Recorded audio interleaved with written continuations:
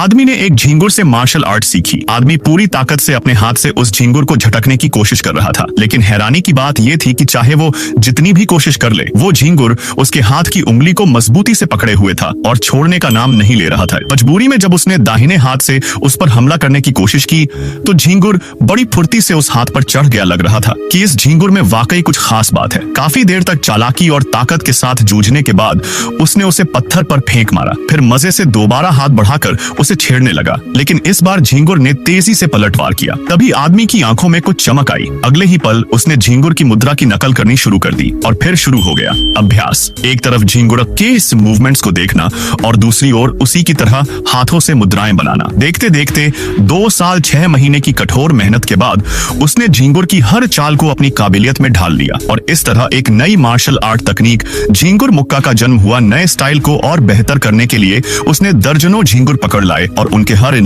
एक मूवमेंट को बेहद ध्यान से देखने लगा। किस्मत अच्छी थी कि झींगुरों ने भी उसे निराश नहीं किया और उसे अपने सारे सीक्रेट मूव्स सिखा दिए। आदमी ने एक अनोखा लकड़ी का स्टंप भी बनवाया ताकि उन मूव्स की प्रैक्टिस कर सके, लेकिन कुछ ही वारों में उसकी समझ गड़बड़ा गई। जैसे ही झींगुर ने अगला वार बदला, आदमी ने भी उसी अंदाज में एक लकड़ी की छड़ी उठा ली। जब झींगुर ने एक हाथ से मूव किया तो उसने भी एक हाथ से ही छड़ी थाम ली। काफी अभ्यास के बाद आखिरकार उसने एक ऐसी अनोखी फाइटिंग स्टाइल बना ली जो दुनिया में किसी के पास नहीं थी।